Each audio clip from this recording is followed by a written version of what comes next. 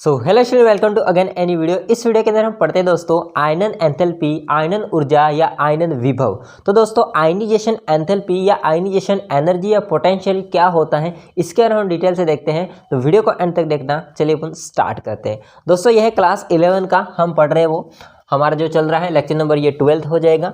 और बीच बीच में हम 12th क्लास जो है बच्चे 12th वाले फिजिक्स का मैंने कल वीडियो डाला था, जिसमें बताया था कि जो इंपॉर्टेंट टॉपिक है उसका मैं लेक्चर वाइज या आप कंटिन्यू चलता रहूँगा। जो इंपॉर्टेंट टॉपिक है तो उसका वीडियो बनाता रहूँगा। तो बीच बीच में 12th का वीडियो आता रहेगा और 11 का तो हमने सिलेबस स्टार्ट किया था, तो उसका कंटिन्यू चलता रहेगा। ठीक है, तो देखिए ध्यान से। दोस्तों हम बात कर लेते हैं आयनन एंथैल्पी या आयनन ऊर्जा या आयनन विभव। वैसे नाम से क्लियर होता है दोस्तों, आयनन एंथैल्पी आयनन ऊर्जा मतलब यहाँ पर एनर्जी की ही बात हो रही है। क्या होता है समझना ध्यान से दोस्तों। हम पहले समझते फिर बाद में इसका लैंग्वेज लिखवा दूंगा मैं आपको। देखिए आपको पता है दोस्तों एटम क्या होता है। ठीक है, तो एटम इस टाइप से उदासीन होता है। यह नाभिक है, इसके चारों ओर इलेक्ट्रॉन वृत्ताकार एक निश्चित दूरी बना करके कोशों में या कक्षा में इलेक्ट्रॉन घूमते रहते हैं चारों, नाभिक के चारों। ठीक है, तो ये है आपका एक परमाणु और इस परमाणु के चारों ओर इलेक्ट्रॉन क्या करते हैं दोस्तों, घूमते रहते हैं। इलेक्ट्रॉन क्या करते हैं दोस्तों, घूमते रहते हैं। तो ये तो हो जाएगा एक न्यूट्रल परमाणु। समझना बात को ध्यान से दोस्तों, न्यूट्रल परमाणु, न्यूट्रल एटम।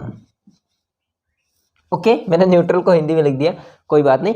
न्यूट्रल परमाणु, न्यूट्रल जो परमाणु होता है दोस्तों, इसमें क्या होता है, तो इसमें उस परमाणु के ऊपर न तो धन आवेश होता है और न ऋण आवेश होता है। एकदम उदासीन क्या होता है, परमाणु होता है।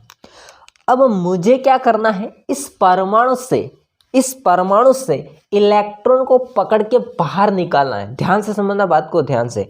इलेक्ट्रॉन को पकड़ के बाहर निकालना, हालांकि ऐसा नहीं होता, परमाणु बहुत छोटा होता है, हाथ में से पकड़ के इसको बाहर नहीं निकाल सकते, बट मैं आपको समझाने की कोशिश कर रहा हूं कि इलेक्ट्रॉन को हमको बाहर निकालना है।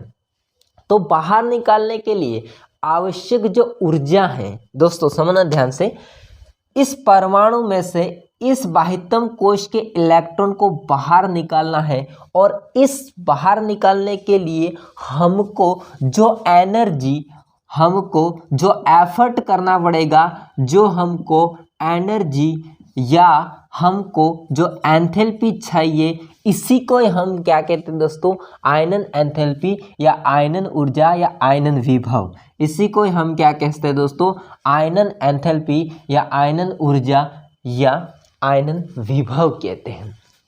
एक बार वापस समझाता हूँ।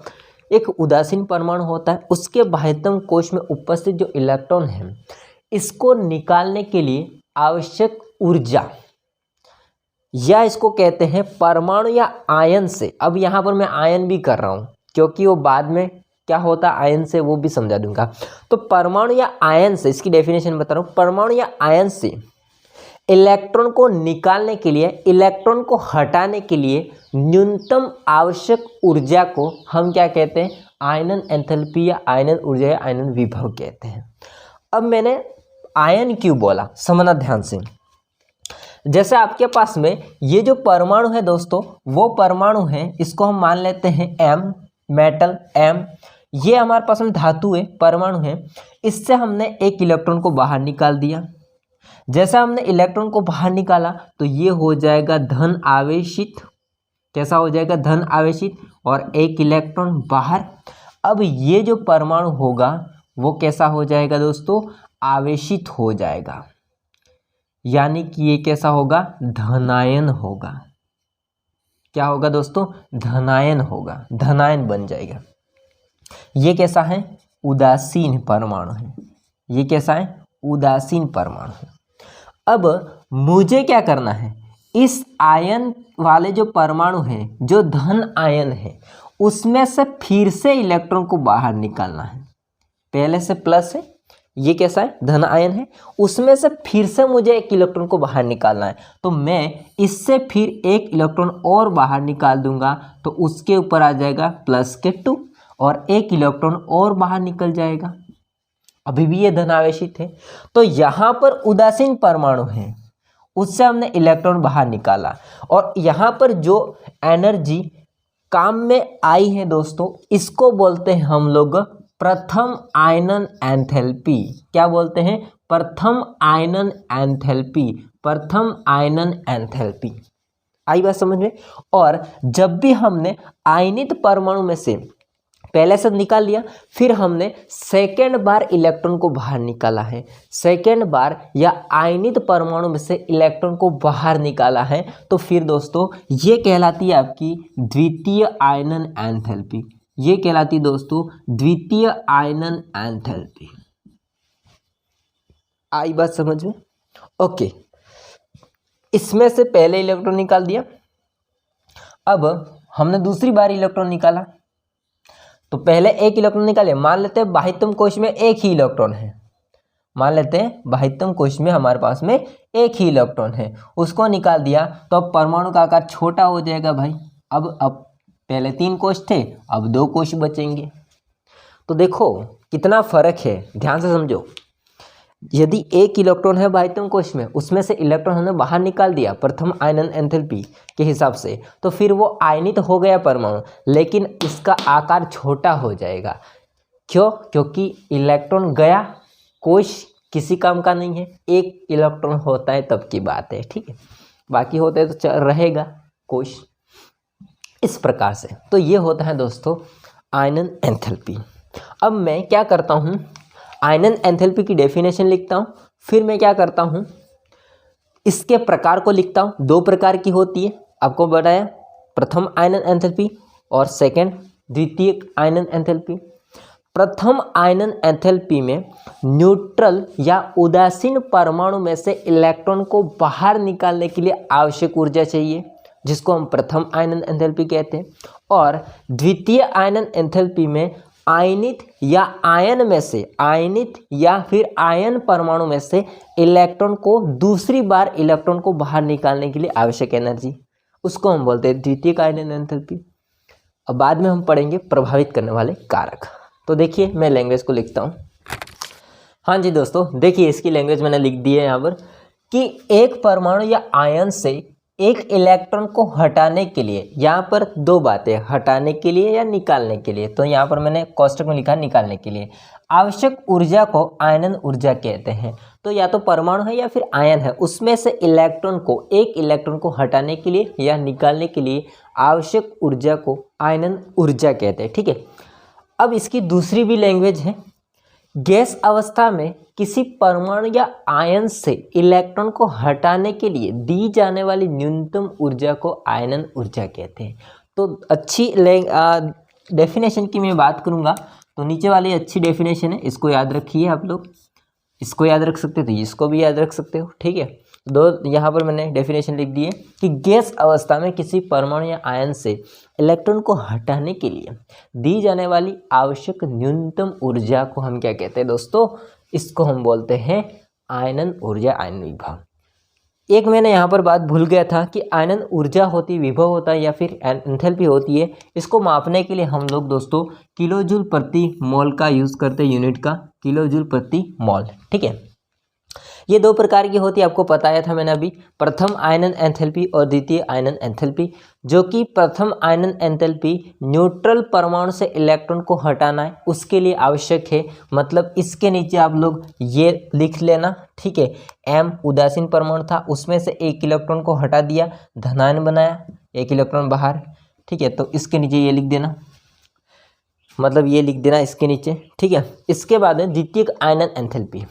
द्वितीय आयनन एंथैल्पी होगी, उसमें क्या होगा, आयनित परमाणु है हमारे पास में या आयन है, उसमें से सेकेंड बार, ठीक है। तो पहले से ही आयनित परमाणु जैसे कि M+ है, उससे दूसरी बार इलेक्ट्रॉन को हटाना है या निकालना है, उसके लिए आवश्यक ऊर्जा द्वितीय आयनन एंथैल्पी कहते हैं, द्वितीय आयनन ऊर्जा कहते हैं। इसके नीचे आपको ये लिखना है, उसके नीचे, ठीक है। तो दोस्तों ये थी आयनन एंथैल्पी, आयनन ऊर्जा। अब मैं आपको बताता हूँ इसको प्रभावित करने वाले कारक। तो हेडिंग लगाइए, स्क्रीनशॉट लेना ले सकते हो या लिखना लिख सकते हो। दोस्तों अब हम पढ़ते हैं आयनन एंथैल्पी या आयनन ऊर्जा को प्रभावित करने वाले कारक। देखिए ध्यान से दोस्तों, प्रभावित करने वाले कारक में सबसे पहला जो कारक है उसका नाम हो जाएगा परमाणु आकार। क्या हो जाएगा सबसे पहले? परमाणु आकार। देखिए ध्यान से दोस्तों, परमाणु आकार एटॉमिक साइज की हम बात करते हैं तो देखो, परमाणु का आकार जितना बड़ा होगा, समझना ध्यान से, परमाणु का आकार जितना बड़ा होगा, मान लेते हैं यहाँ पर ये परमाणु है और इसके आकार की मैं बात करूँगा तो परमाणु का आकार जितना बड़ा होगा उतना बाह्यतम कोश और नाभिक के मध्य जो आकर्षण है वो दोस्तों कम होगा। परमाणु का आकार जितना बड़ा होगा, जो बाह्यतम कोश और नाभिक के मध्य आकर्षण उतना कम होगा। समझने की कोशिश करते हैं उसको। देखिए मैं यहाँ पर खड़ा हूँ और बहुत दूर 1 किलोमीटर पर दोस्तों कोई व्यक्ति खड़ा है। 1 किलोमीटर बहुत ज़्यादा हो गया ना, बट समझने की कोशिश करना, 1 किलोमीटर पर कोई आदमी खड़ा हुआ है और मैं उसको देखता हूँ तो वो बहुत दूर है, मुझे दिखाई नहीं देगा, तो मतलब मेरे कांटेक्ट में वो बहुत क्या है दोस्तों, दूर है। सेम यहाँ पर समझ लो कि इलेक्ट्रॉन जितना परमाणु बड़ा होता जाएगा, इलेक्ट्रॉन दूर होते जाएंगे नाभिक से और उतना आकर्षण नाभिक का इलेक्ट्रॉन पर कम होगा, क्योंकि पता है आपको नाभिक होता है वो इलेक्ट्रॉन पर आकर्षण बल लगाता है। आई बात समझे? तो आकार बड़ा होने से क्या होगा? आकार बड़ा होने से आकर्षण कम हो जाएगा और जब आकर्षण कम होगा तो इलेक्ट्रॉन को बाह्यतम कोश में उपस्थित इलेक्ट्रॉन को बाहर निकालने के लिए, हटाने के लिए हमको ऊर्जा कम देनी पड़ेगी, कम एफर्ट करना पड़ेगा, हमको मेहनत कम लगेगी। आई बात समझे? तो मैं इस बात को यहाँ पर लिखता हूँ। दोस्तों मैंने यहाँ पर डेफिनेशन लिखी है कि परमाणु का आकार जितना बड़ा होगा, बाहरी इलेक्ट्रॉन पर नाभिकीय आकर्षण उतना ही कम होगा। परमाणु का आकार जितना बड़ा होगा, इलेक्ट्रॉन दूर होता जाएगा तो नाभिकीय का आकर्षण होगा इलेक्ट्रॉन पर वो उतना ही कम होता जाएगा, जिससे क्या होगा, हमको इलेक्ट्रॉन निकालना आसान हो जाएगा, तो आयनन एंथैल्पी क्या होगी, कम होगी। तो मैं अगर इसको बताना चाहूँ दोस्तों, परमाणु आकार और आयनन एंथैल्पी में संबंध, तो ये कैसा होता है, आपस में व्युत्क्रमानुपाती होते हैं। कैसे होते हैं दोस्तों? व्युत्क्रमानुपाती होते हैं। आयनन एंथैल्पी में संबंध कैसे? देखिए, परमाणु का आकार जितना ज़्यादा होगा, मतलब बड़ा होगा, परमाणु का आकार जितना बड़ा होगा उतना आयनन एंथैल्पी कम होगा, तो इसका मतलब होता है व्युत्क्रमानुपाती।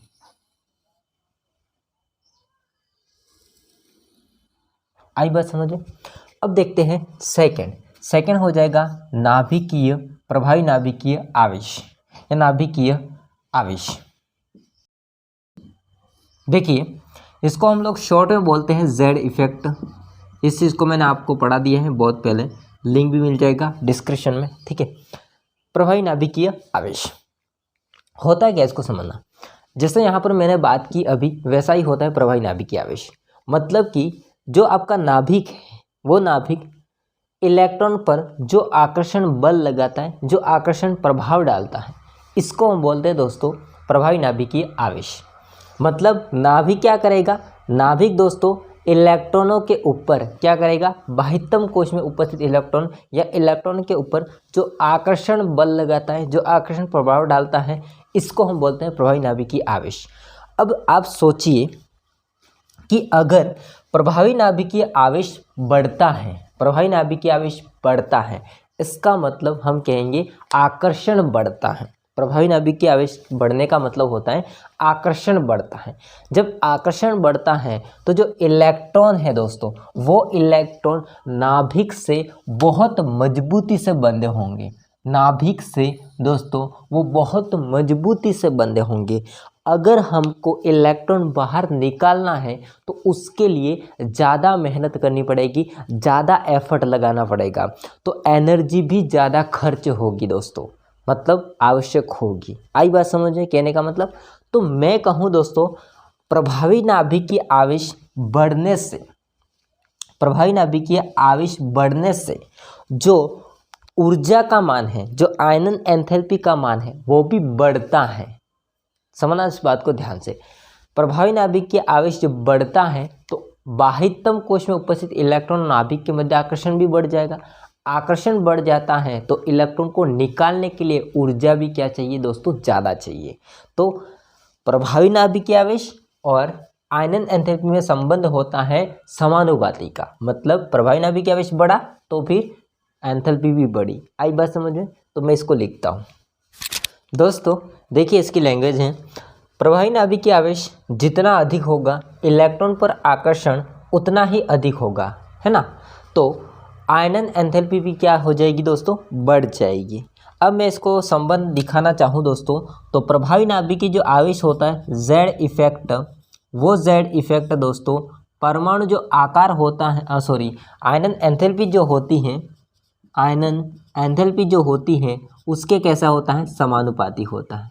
उसके कैसा होता है दोस्तों, समानुपाती होता है। दोस्तों बाहर थोड़ा आवाज़ें आ रही है ना, वाहनों की, तो इसको इग्नोर करना, क्योंकि अब क्या करें, उनका काम तो वो कर रहे हैं, हम हमारा काम कर रहे हैं।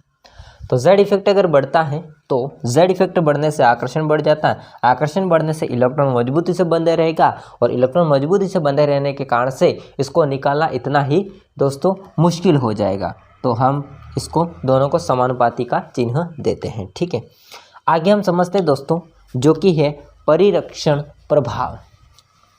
नेक्स्ट हो जाएगा परिरक्षण प्रभाव।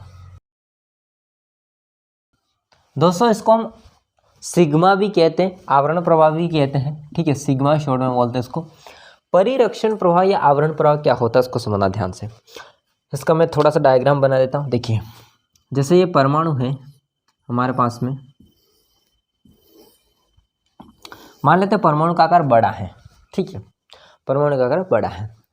अब देखो अंदर वाले कोश में भी इलेक्ट्रॉन तो होंगे, अंदर वाले कोश में भी इलेक्ट्रॉन तो होंगे, और बाहर वाले कोश में भी इलेक्ट्रॉन होंगे, बाहर वाले कोश में भी इलेक्ट्रॉन होंगे। अब इलेक्ट्रॉन का मतलब क्या हुआ, तो इलेक्ट्रॉन का मतलब होगा नेगेटिव, और नाभिक का मतलब क्या हुआ, पॉजिटिव। तो भाई साहब नाभिक होगा वो सभी इलेक्ट्रॉन पर क्या करेगा, आकर्षण डालेगा, प्रभाव डालेगा, आकर्षण बल डालेगा, मतलब सभी इलेक्ट्रॉन को अपनी तरफ खींच के रखने की कोशिश करेगा। आई बात समझ में? ओके। ऐसे दिक्कत की बात क्या है दोस्तों, दिक्कत की बात यह है कि जब बाहर वाले जो कोश होते हैं उसमें जो इलेक्ट्रॉन होते हैं वो जब नाभिक से आकर्षित होने जा रहे हैं तो उसके रास्ते में बीच बीच वाले कोशों में दोस्तों इलेक्ट्रॉन भी हैं, और जब इलेक्ट्रॉन है तो वो इलेक्ट्रॉन उसके जैसे ही है, मतलब नेगेटिव ही है। तो ये इलेक्ट्रॉन होते हैं अंदर वाले इलेक्ट्रॉन, वो बाहर वाले इलेक्ट्रॉनों पर क्या करते हैं दोस्तों, प्रतिकर्षण डालते हैं। क्या करते हैं दोस्तों, प्रतिकर्षण डालते हैं।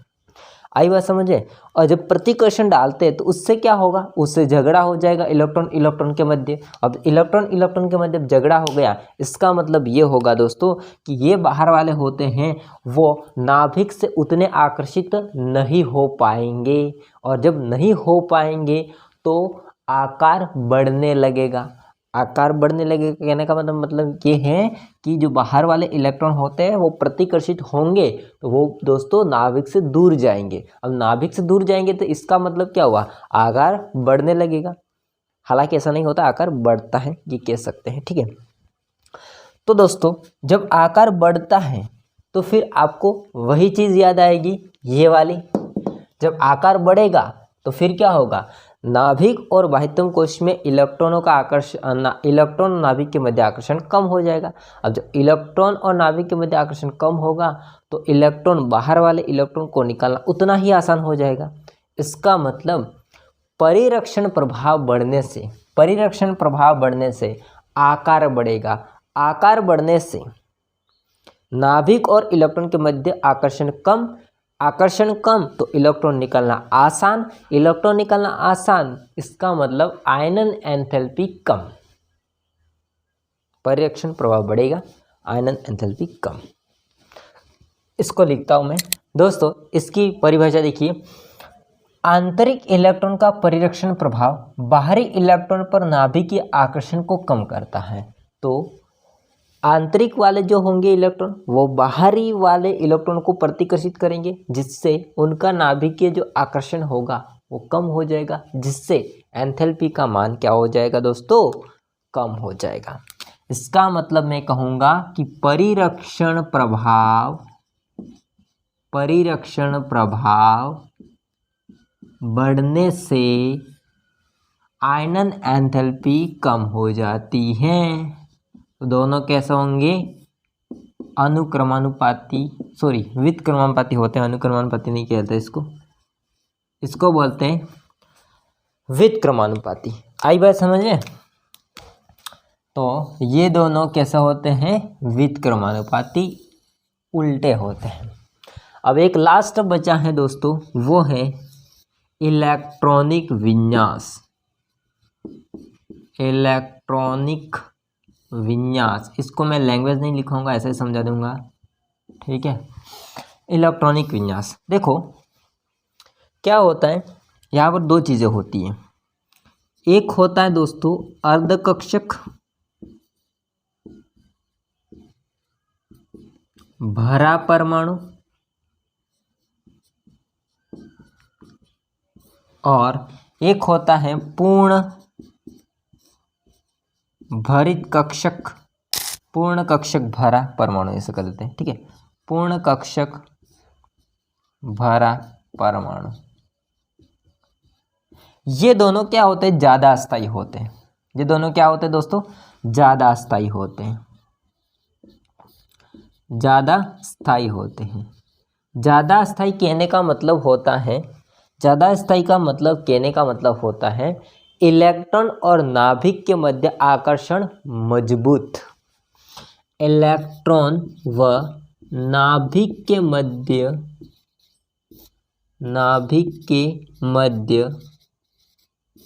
आकर्षण मजबूत।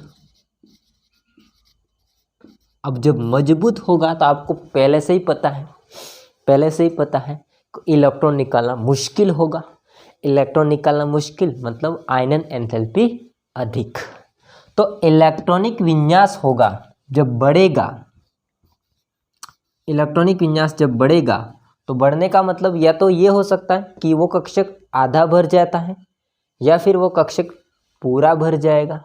तो इससे क्या होगा, आयनन एंथैल्पी भी दोस्तों बढ़ जाती है। इसका मतलब इलेक्ट्रॉनिक विन्यास बढ़ने से आयनन एंथैल्पी बढ़ती है, तो मैं इसको समानुपाती कहूँगा। मैं इसको क्या कहूँगा दोस्तों, समानुपाती कहूँगा। आई बात समझ में? तो कुल मिला के दोस्तों यहाँ पर ये होते हैं प्रभावित करने वाले कारक। अब इसके अलावा दोस्तों हम बात करेंगे आवर्त सारणी में बाएं से दाएं जाने से क्या होता है, ऊपर से नीचे आने पर क्या होगा, वो हम समझते हैं आयनन एंथैल्पी के बारे में। तो हम समझेंगे अभी आवर्त सारणी की प्रवृत्ति दोस्तों। तो इतना स्क्रीनशॉट ले लीजिए आप लोग। दोस्तों देखिए एक लास्ट टॉपिक है, छोटा सा है, ज़्यादा नहीं है, वो है आवर्त सारणी में प्रवृत्ति।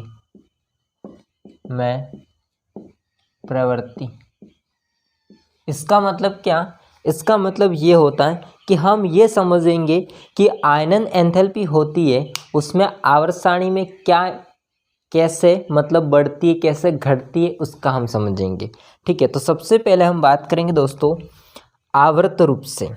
पहला हम बात करेंगे दोस्तों आवर्त रूप से। आवर्त मतलब पीरियड बोलते हैं इसको, आवर्त रूप से।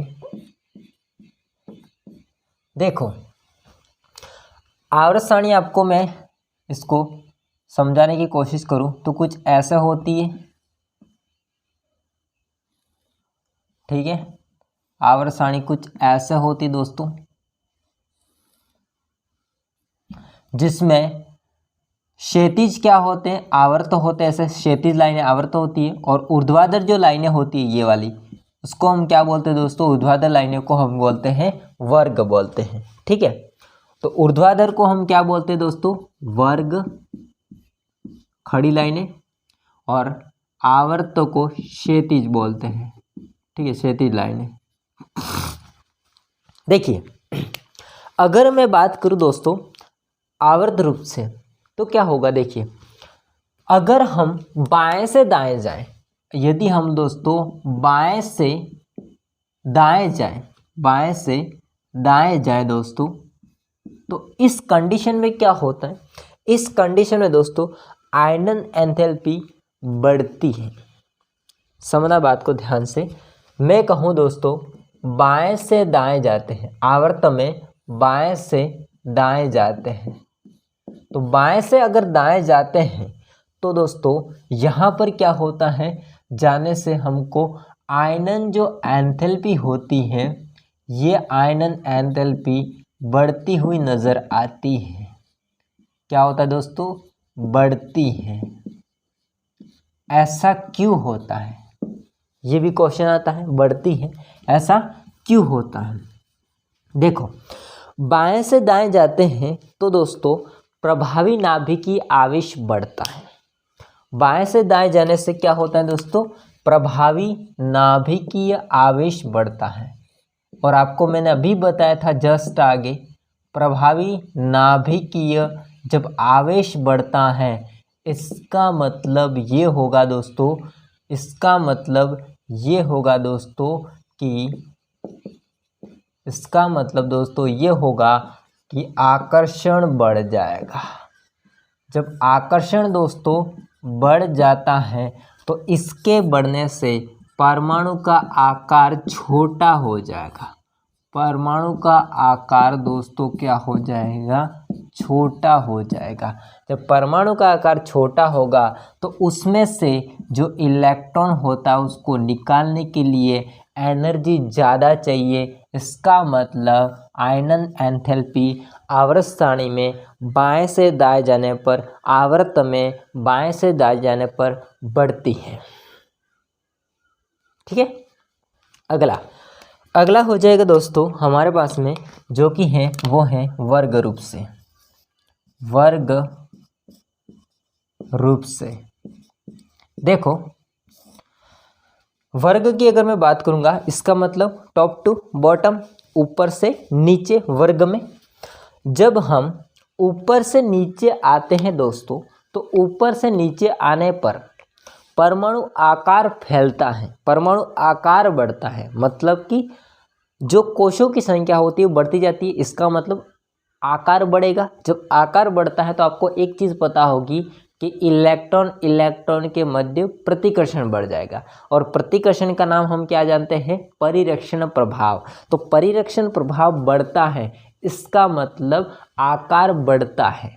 आकार बढ़ने से इलेक्ट्रॉन और नाभिक के मध्य आकर्षण कम, इलेक्ट्रॉन निकालना आसान।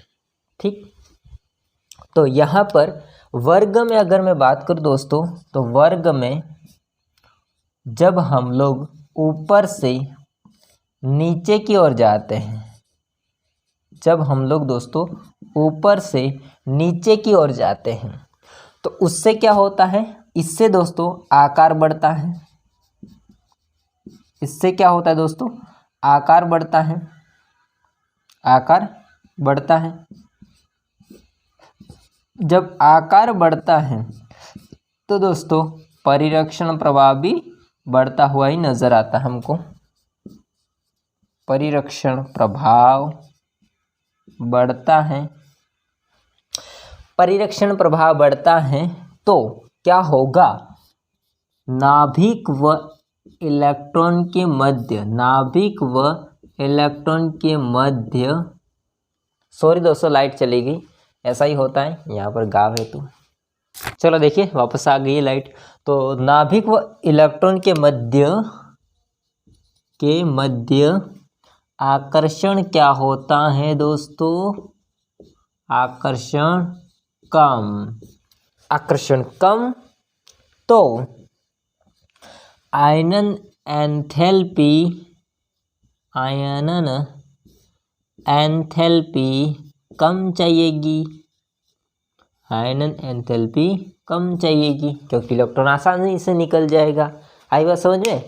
तो भाई ऊपर से हम नीचे आते हैं, आवर्त सारणी में वर्ग में ऊपर से नीचे आते हैं तो आकार बढ़ता है, जिससे परीक्षण प्रभाव बढ़ेगा, परीक्षण प्रभाव बढ़ता है तो दोस्तों हमको इलेक्ट्रॉन निकालना आसान हो जाएगा। आकार बड़ा मतलब समझ लीजिए इलेक्ट्रॉन निकालना आसान, तो आयनन एंथैल्पी कम। तो ये है कुल मिला के दोस्तों आयनन एंथैल्पी का पूरा बात है ना। तो आई होप को सारा समझ में आया होगा। वीडियो पसंद आए तो लाइक करना, चैनल को सब्सक्राइब नहीं किया तो कर देना। मिलते हैं नेक्स्ट वीडियो में, तब तक जय हिंद, वंदे मातरम। स्क्रीनशॉट ले लो।